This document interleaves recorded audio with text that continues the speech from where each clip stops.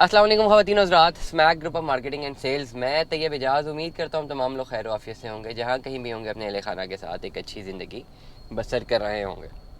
Channel को subscribe करेंगे, like करें, कमेंट करें, हिट द बेल आइकन करना मत भूलिएगा। डिस्क्रिप्शन पे व्हाट्सएप नंबर से मौजूद है, इंशाल्लाह रब्ता करने के लिए आप व्हाट्सएप पे हमसे रब्ता कर सकते हैं। आज का व्लॉग मैं करने जा रहा हूँ market updates of capital smart city. Real estate में इन्वेस्टमेंट कंसल्टेंसी की मेरी हमेशा से कोशिश रही है कि मैं रियल स्टेट के बारे में बताता रहूँ। अनफॉर्चुनेटली ये फॉर्चुनेटली और अनफॉर्चुनेटली इस वक्त जो पिंडी इस्लामाबाद गिरदोनवा में जो प्रोजेक्ट्स है, गिने चुने प्रोजेक्ट्स रह गए। उल्टा मुल्क के जो हालात जा रहे हैं इस तरह के नैश में हम लोग पहुँच चुके हुए हैं कि मैं हैरान हूँ कि अरबाब इख्तियार बेसिकली चाहते क्या हैं और वो एक्चुअली दे वांट, क्योंकि चीज़ों की समझ आ जाना और फिर सब कुछ देखना कि वो सब कुछ हो रहा है, क्योंकि जो दिख रहा होता है उसके बैक एंड पे कुछ और चला जाता है। 2-4 किताबें अगर आप पढ़ लें तो आपको समझ आ जाती है कि जो हो रहा है उसके बैक एंड पे क्या चल रहा है। तो आपको जब दोनों चीज़ें पता लग जाएं तो वो एक सिनेरियोज ऐसा होता है जिसमें आप फोरकास्ट करते रहते हैं कि जी आने वाले टाइम पे अब क्या होने लगेगा। स्वयं इसी तरह की सिचुएशन मेरे सामने से भी गुजर रही है। या तो मैं कबूतरों की तरह आंखें बंद कर लूँ, या तो मैं आने वाला जो फेयर है जो इस वक्त मुल्क को दरपेश है वो बड़ा इंपॉर्टेंट है और बड़ा इम्पॉर्टेंट अंडरस्टैंड करने के लिए इम्पॉर्टेंट है, मुल्क के लिए इम्पॉर्टेंट नहीं है। और उसको समझना बहुत इम्पॉर्टेंट है और इसको काउंटर करना बड़ा इम्पॉर्टेंट है। लेकिन अनफॉर्चुनेटली हम तमाम तर लोग, हमारी पूरी कौम बशमूल मेरे, हम बिल्ली कबूतर की तरह जब बिल्ली को देखते हैं तो आंखें बंद कर लेते हैं। आज मैं अपना एक व्लॉग देख रहा था, मुझे वो किसी ने आज की हमारे यहाँ पे ग्रुप्स हैं 7 मरकज़ में कुछ शहर के शरफा जो है इस पर शामिल हैं, तो वो इकनॉमिक्स की बात हो रही थी। तो I just share my YouTube link जिसमें मैंने डिफ़ॉल्ट के हवाले से बात की हुई है। तो वो मैंने लिंक से शेयर किया, मैं कि चलो सुन भी लूँ क्या बोला था। अक्सर कभी कभार अपनी वीडियो देखना की बड़ी फजूल सी हरकत लगती है अपनी वीडियो खुद देखना, लेकिन मैं कि चलो देखता हूँ कि एडिटिंग वगैरह कैसी हुई। नॉर्मली जो है वो वीडियो जब मैं बना के आगे भेज देता हूँ एडिटर को, एडिटर खुद ही इसको जो है एडिट करके हमारे जो टीम है वो करके अपलोड से कर देती है। मेरे पास ना टाइम नहीं बचता कि मैं सब जाके क्रॉस वेरीफाई भी करूँ कि क्या अपलोड हुआ क्या नहीं हुआ। तो एक्सीडेंटली मैंने वो खोल दिया, तो वो फिगर्स जो है ना जो मैं बता रहा था 1 महीना पहले, उस वक्त फिगर्स क्या थे, $6 बिलियन के 6 + $6.9 बिलियन के रिजर्व थे। 1 महीना पहले का व्लॉग है। मैं बता रहा था कि जी $6.9 बिलियन के रिजर्व हैं, 1,66,000 का सोना हो गया। और वो मैं कह रहा था कि देखो पीक आ गई है। और आज के इंडिकेटर्स पता है कि 1 महीना गुजरा है, आपके $3 बिलियन भी मुश्किल से बमुश्किल $3 बिलियन तक, कुछ गैर मुसद्दिका ज़राए के मुताबिक अगर मैं बोल दूँ 3.3 या $3.6 बिलियन ये बच गए हमके पास। सोना 2 लाख से तजावज़ कर रहा है, ये भी न्यूज़ मेरी इतना उससे गुजरी है, कर चुका है या करने वाला। और ये 1 महीने पहले का इंडिकेटर और 1 महीने के बाद के फ़ौरन देखें उस वक्त, और 1 महीने के अंदर पेट्रोल भी इतना शिफ्ट हुआ और ये अपना डॉलर भी।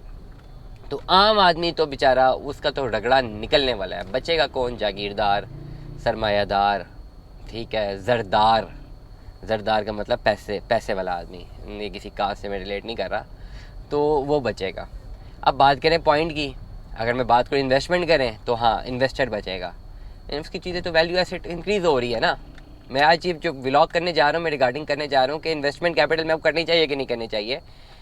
थोड़े गिने चुने प्रोजेक्ट्स रह गए ना, तो मजबूरन अब कैपिटल के बारे में बताता चलूँगा, कैपिटल की मार्केट अपडेट्स दूंगा रोज़ाना की बुनियाद पर। और कैसे कौन से ऐसे प्रोजेक्ट्स हैं जो कि बथेरे प्रोजेक्ट्स हों, 6-7 प्रोजेक्ट्स हैं, रोज़ाना हम लोग 3-4 व्लॉग्स करते ही करते हैं। इन्हीं के बारे में डेली अपडेट्स हम आपको दे सकते हैं जिनमें हम काम करें। इतने सारे प्रोजेक्ट्स हैं, बाकी मैं हाथ ही नहीं डालना चाहता कि वहाँ पर मुझे कुछ लग ही नहीं रहा, मुल्क के हालात नहीं लग रहे तो उन प्रोजेक्ट्स के क्या हालात लगेंगे। बड़ी टेक्निकल सी बात बता रहा हूँ। तो फ़ायदा किसको होने लगा है? ज़रदारों को, इन्वेस्टर्स को, सरमायाकारों को, इन्हीं को होने लगा। इन्हीं को हमेशा से होता है और हर क्राइसिस से इन्हीं को फ़ायदा होगा। नुकसान किसका होगा? जिसका पैसा बैंक में पड़ा हुआ है, जो डिवैल्यूएट हो गया है। मैं आज एक ख़बर पढ़ा था लबनान की कि 90% उनका जो पैसा है ना डिवैल्यू है। 90% मतलब जो उनकी जितनी सेविंग्स पड़ी हुई थी ना वहाँ पे क्या कहते हैं बैंकों में, वो एवापोरेट हो गई हैं। तो जिनका पैसा बैंकों में पड़ा हुआ है ना, खुदारा बैंकों से निकालें, सेविंग मत समझे। और ये पागलों की तरह डॉलरों में भी इन्वेस्ट मत करें। ये लोग डॉलरों में इन्वेस्ट करें, मैं हैरान हो जाता हूँ कि कर क्या रहे हैं। डॉलर में इन्वेस्ट करें, एक झटका लगना है भाई, एक झटका लगना है। रुपया भी डिवैल्यू हो जाना है, डॉलर ने भी रिवर्स मारनी है, आपको लग समझ जानी है। आपको अपनी इकॉनमी में इन्वेस्ट करना पड़ेगा। सोने को भी मैं इस वक्त नहीं अब सोने का क्या हो रहा है, हर बंदे की डिमांड कहाँ जा रही है? डॉलर पे और गोल्ड पे। दोनों इन्फ्लेट कर दिए हैं, इतनी डिमांड जनरेट कर दी है, इन्फ्लेट कर दी है। ठीक है, यही अगर आप डिमांड लेकर आएँ प्रोडक्शन इकोनॉमी की तरफ लेकर आए, अपने मुल्क की इकोनॉमी की तरफ लेकर आए, किसी और चीज़ों पे लेकर आए, मेड इन पाकिस्तान चीज़ों पे लेकर आए वही डिमांड, तो ऑटोमेटिकली आपकी ग्रास रूट बन जाएगी। लेकिन ये बात समझाए कौन और समझे कौन? लेकिन आम आदमी को अगर मैं ये समझाऊँ, जो लोग हमें सुन रहे हैं, कि आप लोग अपना पैसा इन्वेस्ट कर दें रियल स्टेट में, आप डॉलर में गोल्ड में इन्वेस्ट मत कीजिएगा, एक ही झटका लग रहा है, रियल स्टेट में इन्वेस्टमेंट करें। मैं यहाँ पे आज आपको कह रहा हूँ रियल स्टेट में इन्वेस्टमेंट करें। अब जब रियल स्टेट की बात आती है तो या तो पोजेशनेबल प्रॉपर्टी लें या ऐसे ग्रुप में करें इन्वेस्टमेंट के जहाँ पे खुदा न खास्ता कोई मुल्क की मज़ीद शदीद तरीन इकनॉमिक क्राइसिस भी आ जाए तो वो ग्रुप जो है वो स्ट्रॉन्ग होल्ड्स रखता हो, स्टेक्स रखता हो, और वो आपकी इन्वेस्टमेंट को ज़ाया ना जाने दे। तो उसमें कैपिटल स्मार्ट सिटी सर फहरिस्त है, बाकी भी बहुत सारे प्रोजेक्ट्स हैं, 6-7 ऐसे प्रोजेक्ट्स हैं जिनमें इन्वेस्टमेंट की जा सकती है। इसलिए इस व्लॉग में बताना चाह रहा हूँ तमाम तर लोगों को, कैपिटल स्मार्ट सिटी में इन्वेस्टमेंट करें। This is a time for investment, यही टाइम है इन्वेस्टमेंट का। इस वक्त इन्वेस्टमेंट की जा सकती है। अगर आपका पैसा बैंकों में पड़ा रुपये में, तो उसको वहाँ से निकाल के मार्केट में सर्कुलेट करें, नंबर 1। नंबर 2, जिनका पैसा बाहर पड़ा हुआ है वो एक्सचेंज रेट से डॉलर को भी कंपेयर ना करें, ये बड़ा शॉर्ट टर्म एनालिसिस होगा। और ये एकदम से देखें, कुछ सस्टेनेबिलिटी तो आने देना, जैसी पॉलिटिकल सस्टेनेबिलिटी आती है आप देखें कि होता क्या है। डॉलर के साथ होगा क्या, ठीक हो गया, खैर दैट्स अनदर पॉइंट, वो बहुत लंबी डिटेल चली जाएगी।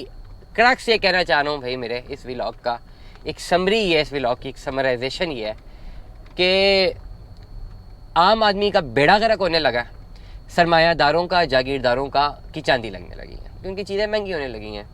अब आपके पास अगर पैसा पड़ा तो आपने देखना है कि क्या उसको बैंक में रखे आपने आम आदमी की तरफ जाना है या सरमायादारों या जागीरदारों की तरफ जाना है। Keeping all the morals, ethics, तमाम तर चीज़ें जो किताबी बातें हैं ना, उनको ज़रा साइड पे करके बिजनेस की बात करते हैं, कैपिटलिस्ट इकॉनमी की बात करते हैं। और कैपिटलिस्ट इकॉनमी बड़ी सख्त इकॉनमी है, इसी वजह से तो हाल देखो, आज दुनिया की सारी दौलत कुछ 6-7% लोगों के पास है, सारी की सारी दौलत दुनिया में। अगर आपके पास अपना ज़ाती घर और ज़ाती गाड़ी है तो आप 100 या 7% या 9%, कुछ रिसर्चेस के मुताबिक 7%, कुछ रिसर्चेस के मुताबिक अब 9% लोगों में शुमार होते हैं। 91% लोगों के पास ना अपना ज़ाती घर है ना गाड़ी है। तो अल्लाह का शुक्र अदा करें। ये कैपिटलिस्ट इकोनॉमिक सिस्टम के ना पर्स है, इतनी सारी दौलत उसके पास है जिसको कुछ करना ही नहीं है, और जिसको बहुत ज़रूरत है उसके पास कुछ भी नहीं है। ये इस मॉडल का सबसे बड़ा ड्रॉबैक है, और अनफॉर्चुनेटली पूरी दुनिया ने इसको ऑप्ट किया हुआ, हमने भी किया हुआ। Stay tune with us. अल्लाह हाफ़िज़।